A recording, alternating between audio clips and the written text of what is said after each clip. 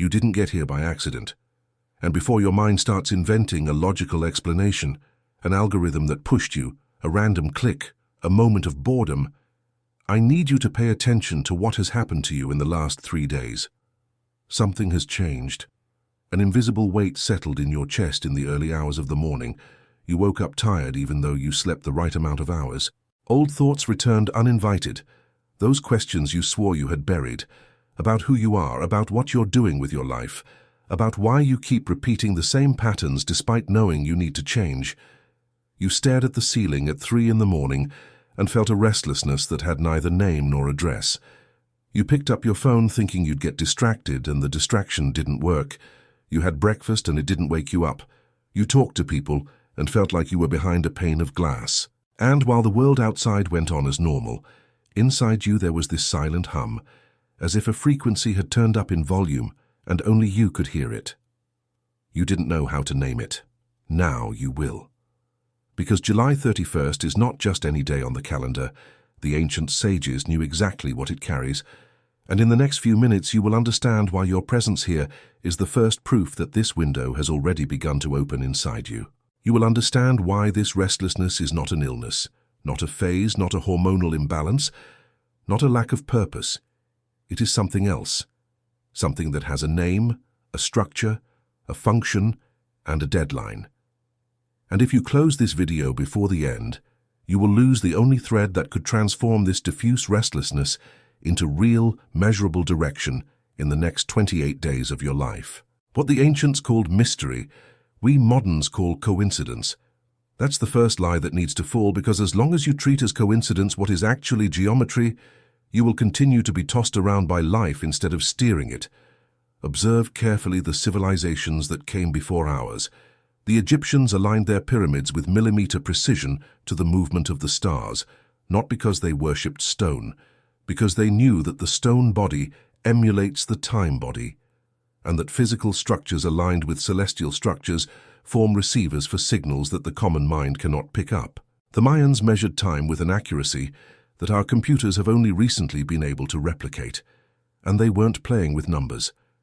They were mapping the exact rhythms at which collective consciousness rises, falls, and reorganizes itself. The Celts divided the year into 8 sacred portals, 4 major and 4 minor, and each portal marked a specific point where the energetic structure of the year folded, creating a window in which inner effort yielded 10 times more than during the rest of the calendar. And the end of July, specifically this passage between the 31st and the first days of August, was always marked as one of the most delicate thresholds of the entire annual cycle. Not because something spectacular happens on the physical plane, meteors, eclipses, or visible phenomena, but because something measurable happens on the plane of collective consciousness. It was the moment when the energy of the first half of the year dissolved, and the architecture of the second half began to settle in. And those who were alert harvested, those who were distracted were harvested. That difference of a single letter defines 2 radically distinct lives. The Druids called this period Lughnasadh, the first harvest, and it wasn't a simple agricultural festival as history books try to simplify. It was a ritual of acknowledgement in which every person in the community was required to look at what they had planted in the previous months, in the field, in the body, in the soul, and publicly admit what had grown, what had dried up, and what had been nothing but an illusion of planting. The Egyptians associated this time window with the heliacal rising of Sirius, the moment when the brightest star in the sky resurfaces on the horizon before the sun, marking the beginning of a new agricultural and spiritual cycle that ordered all life in the kingdom, including the flooding of the Nile, which sustained the entire civilization. The indigenous peoples of the Americas identified this phase as the time of inner harvest, when what was planted in the first 6 months of the year began to show what was real and what was illusion. Notice the pattern. Cultures separated by oceans with no communication between them, no internet, no shared books, arrived at the same conclusion about this exact point on the calendar. This is not coincidence. It is engineering of reality. They perceived something we have forgotten, and that is the reason you are feeling the way you are feeling right now. You are not having a crisis. You are crossing a threshold, and there is a brutal difference between the two. The crisis you try to solve with therapy, with coffee, with a trip, with a new relationship, with a medication, with a diet, with a new project that promises to distract the mind. The threshold you cross, or you don't cross it. And if you don't cross it, it closes and you remain trapped in the version of yourself that no longer serves, but that is now the only one available for another full cycle. You have seen people like that. Maybe you have seen them in the mirror. Those people who say every year that this is the year of change, and by the end of December realize they are exactly where they were in January, only more tired. It is not a lack of willpower. It is that they crossed every threshold asleep, and now they no longer have the key to the doors that keep passing by them. This is the silent mechanics the ancients understood, and it is this mechanics that modernity has taught you to ignore. There is a second layer here that is even more uncomfortable to face. Faced with this kind of window, humanity always divides itself into two groups.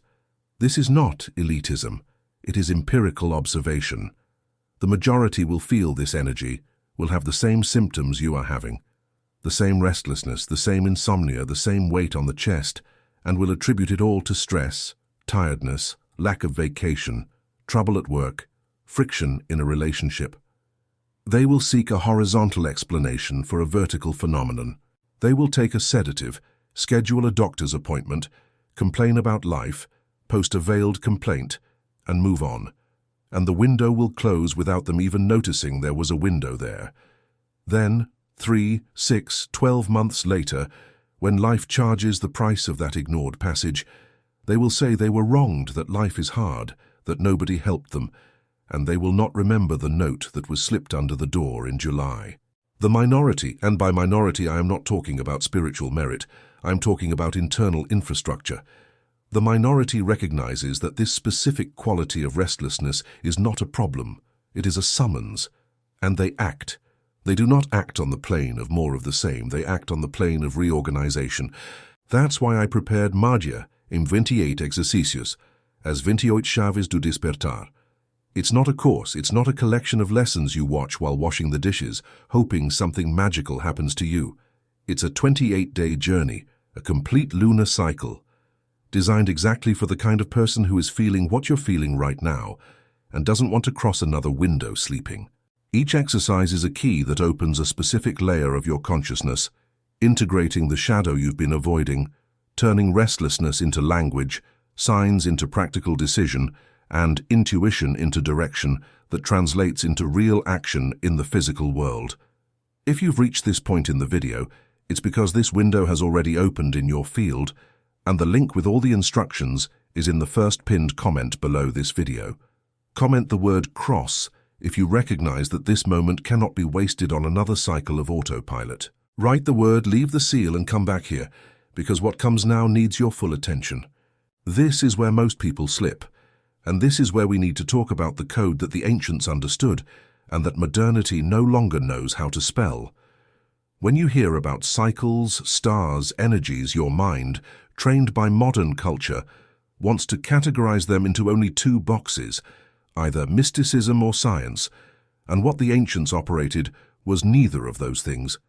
It was a third path, a reading of the correspondence between what moves in the sky and what moves inside the subject. They called it code. And the code is apparently simple, despite its implications being dizzying. What manifests outside is an amplified mirror of what organizes itself inside. Not because the stars control you, not because planets dictate your destiny as if you were a puppet on celestial strings, but because the same intelligence that orchestrates the external cycles also orchestrates the internal cycles, and both respond to the same primordial rhythms. When you understand this, you stop reacting to your life and start choreographing your life. You begin to realize that the days when everything feels heavy are not accidents. They are invitations disguised as weight. You begin to notice that the people who reappear after years without contact are not there by chance. They are bringing a fragment of a mirror that you needed to see.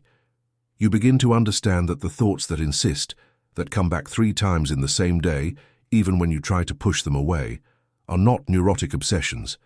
They are messages that are insisting because you haven't decoded them yet.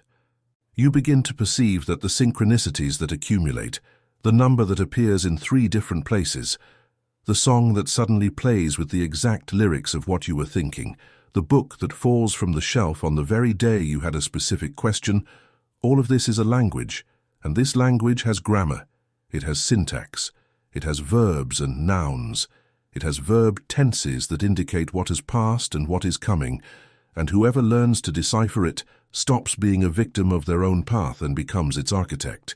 And architect is not a beautiful metaphor here. It is a technical function. An architect is someone who designs before building. A victim is someone who only discovers the design after the construction has collapsed. July 31st is a day when this correspondence between heaven and consciousness becomes particularly audible. Not by magic, by engineering. Because at this specific point in the year, collective energy reaches a configuration that the ancients mapped with precision, and this configuration creates a window in which internal signals are amplified to the point where any moderately sensitive person can perceive them. That's why dates like this have always had rituals associated with them. Not because the ritual creates the energy, because the ritual synchronizes the person with the energy that is already there. And anyone who insists on treating this reality as coincidence will continue to be coincidentally dissatisfied, coincidentally anxious, coincidentally stuck in cycles that repeat themselves. Meanwhile, a minority will use this window to reorder the rest of the year. That minority isn't special. It just stopped ignoring. The link to the full method is in the first pinned comment. If this is your turn, you already know. Now observe with brutal honesty what is happening inside you and tell me if this doesn't match exactly what I'm describing. You started questioning things that once seemed solid as concrete. Relationships you accepted as definitive now seem too small for what you are becoming. Jobs that once defined your identity now feel like clothes that no longer fit, tight on the shoulders, loose at the waist, and you keep wearing them because you don't know what the next model is. Beliefs you repeated without thinking, about what success is, about what love is, about what it means to be an adult, now sound hollow when you try to say them out loud again. Internal dialogues that were once stable have turned into constant arguments. One part of you wants to go back to autopilot because it was more comfortable. Another part already knows you won't be able to. One part wants to solve it fast to end the discomfort. Another part knows that solving it fast is faking it, and you no longer accept falsification. This isn't depression. This isn't fatigue. This is what the ancients called the moment when the soul realizes the house it's been living in has become too small for what it is becoming. And the signs of this passage have always been the same, across all cultures and all recorded times. Insomnia with no apparent cause, especially between 3 and 4 in the morning, when the veil between ordinary consciousness and expanded perception is thinnest, and the unconscious throws onto your mental screen everything you ignored during the day. Vivid and symbolic dreams, often involving old houses with rooms you didn't know existed. Moving water, animals that talk, the dead who return with specific messages, stairs that go up, doors that need to be opened.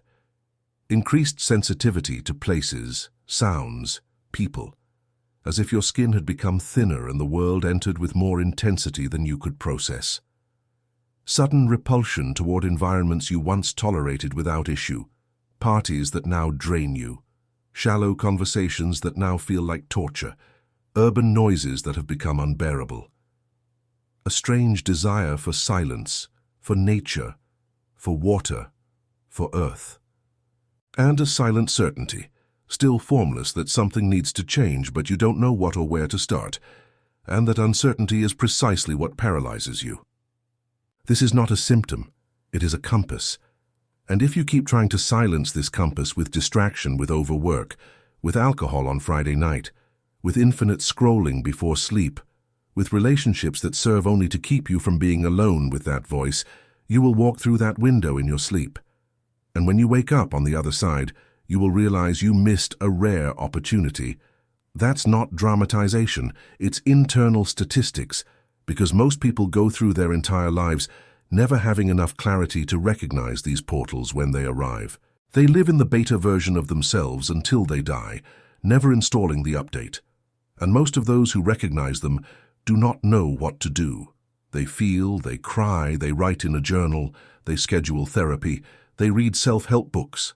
And in the end, they return to the same place, because perceiving without structure becomes just another interesting memory to share at the next gathering of friends.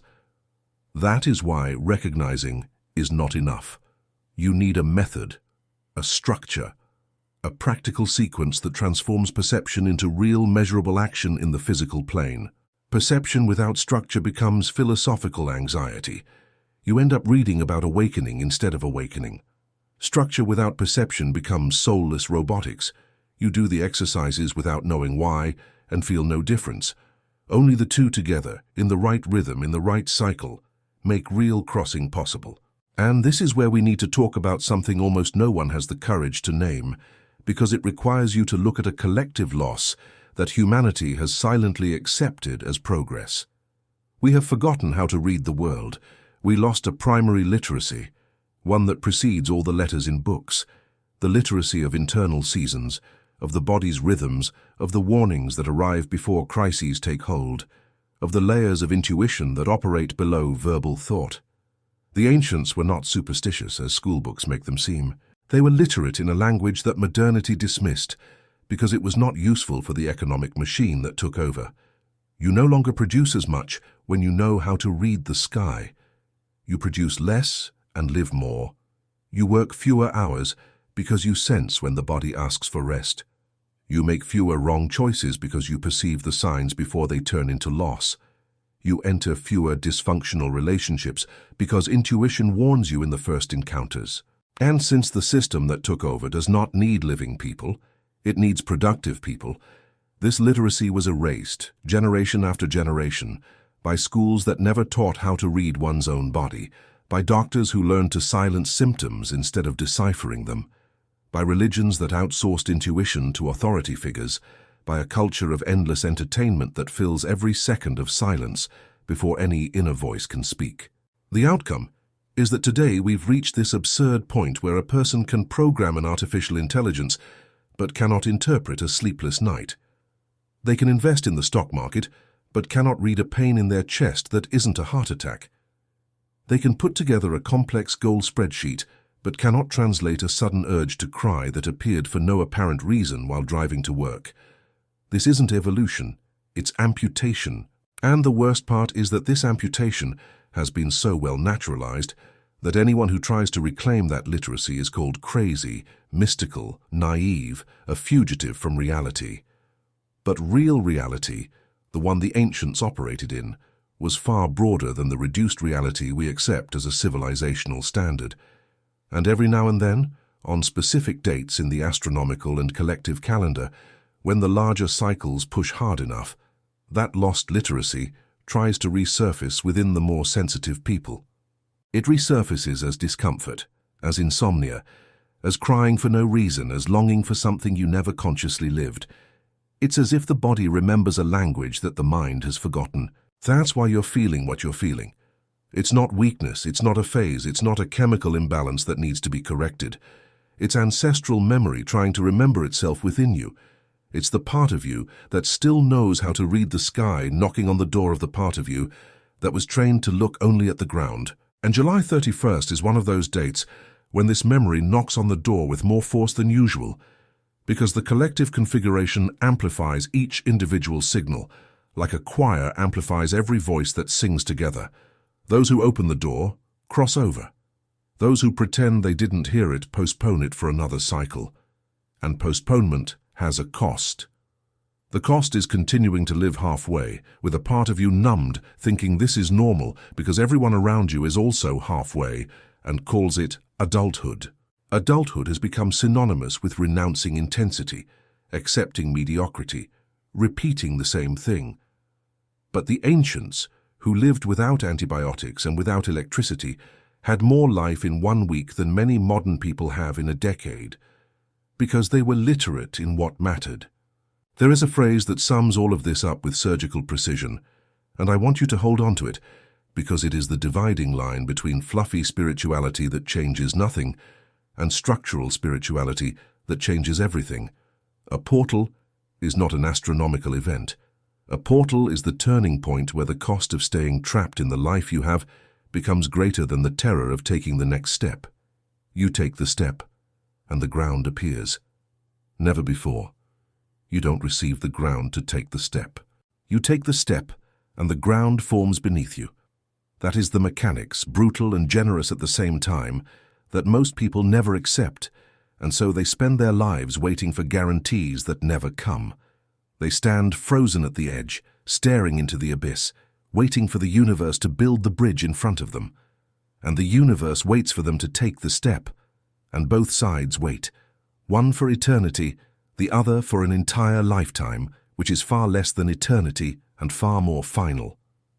That is exactly why I prepared Magia M28 Exercicios as the complete structure for you not to waste this specific window. 28 days, one full lunar cycle, each exercise designed for a precise layer of the process, from recognizing the soul's signals to integrating the shadow, from translating restlessness into language to building practical decisions that reorganize your life on the physical plane. It is not theory, it is interior engineering. If you have made it this far, it is because this energy has already entered your field, and it will not leave until you do something with it.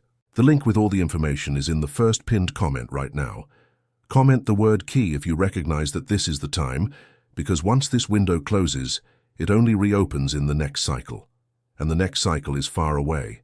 And now we reach the point that practically no video about these topics has the courage to state, because it dismantles the comfortable fantasy that simply watching is enough to transform, that simply wishing is enough to receive, that simply thinking positively is enough to change.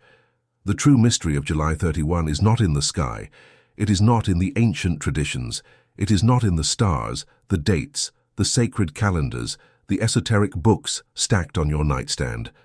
The true mystery is in what happens inside you when you stop outsourcing your transformation, as long as you wait for the universe to do something for you, for a magical date to save you from the inside out, without your having to lift a finger, for an astral configuration to solve what you don't want to solve, for a guru to hand you on a silver platter the answer that would require you to endure the discomfort of looking inward.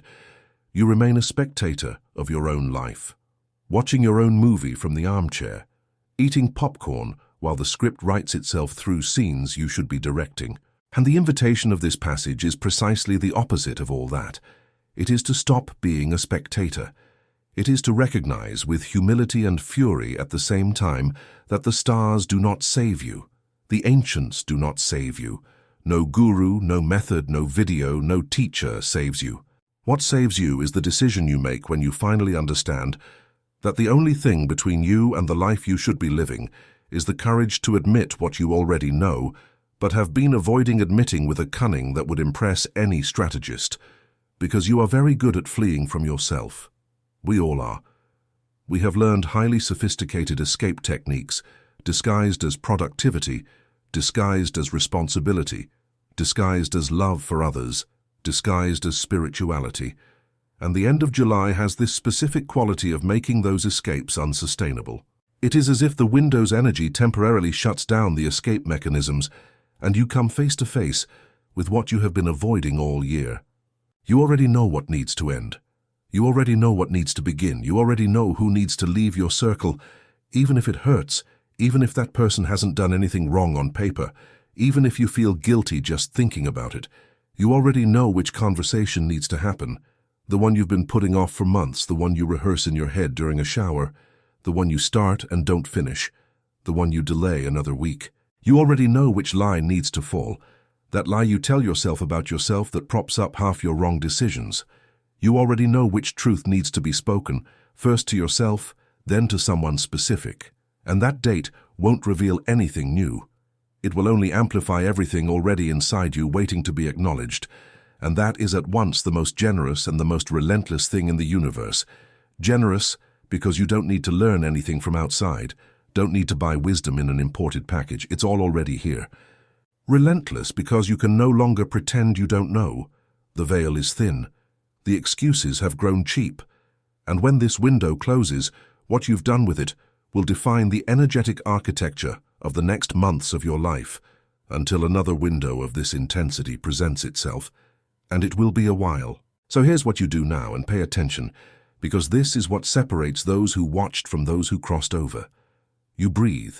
You take 3 deep breaths without rushing. You look at the last 3 days and recognize, one by one, the things that were trying to tell you something. The conversation that hurt more than it should have. The news that threw you off balance. The seemingly trivial comment that kept replaying in your head. The dream you woke up trying to remember. The sudden urge to call someone specific. The longing for a place that appeared out of nowhere. None of that is random. It's all letters arriving. Then you make a list, mentally or in writing, of the things you already know need to change in your life. Not abstract things, concrete things. You pick one, just one. The least scary one if you're just starting. The scariest one if you already have practice. And you take the first physical step on the concrete plane, still today. Not tomorrow. Today. Before you sleep. Because it's the physical step that locks the open portal. It's the action that confirms to the field, to yourself, to the reality around you, that you received the message and are answering. Without action, the message dissolves in 24 hours, and you go back to being who you were. Except now, you'll remember that you almost changed and didn't, and that memory will weigh. With action, even small, even seemingly insignificant, the process is activated. And the next 28 days will bring a sequence of synchronicities, encounters, insights and reorderings that will look like a miracle to others and obvious to you, because you will have done the one thing that was always asked of you. You will have chosen. You will have answered, present. The ancients didn't leave the rituals they left by chance.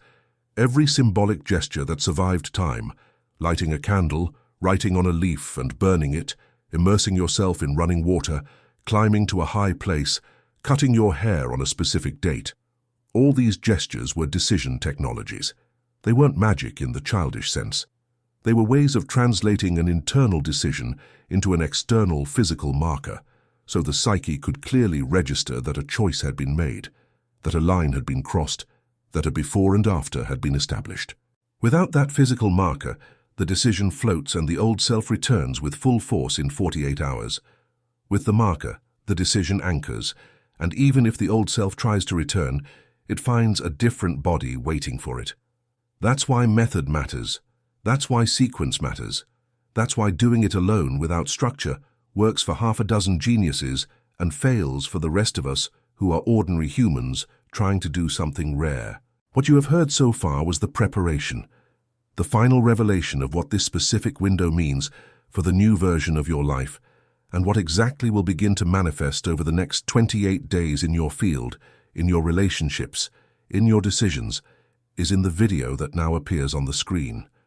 Click on it before another distraction takes you away, before another notification pulls you out of this state, before the logical mind reorganizes all of this into a comfortable explanation, and you sleep tonight as if nothing had happened. The first 60 seconds of that video will already change the reading you make of the entire next cycle, and if you are not yet subscribed to this channel, you understand what you are missing out on. Each video here is a coordinate within a larger map, a map of portals, of energetic windows, of the thresholds of the year, a cartography that is being drawn week after week. If you only receive loose pieces, you lose the context, you lose the sequence. And the next videos will show exactly what happens after this specific passage, what the following layers are, what opens in August, what seals in September, what is harvested at the equinox, what is prepared for the final quarter of the year. Missing that sequence is missing the entire map. Subscribe, activate the bell, and comment the date that weighs heaviest on your field right now, whether it's July 31st, whether it's the first day of August, or whether it's the full moon that comes right after. This declaration is a seal, and what is sealed today crosses with you.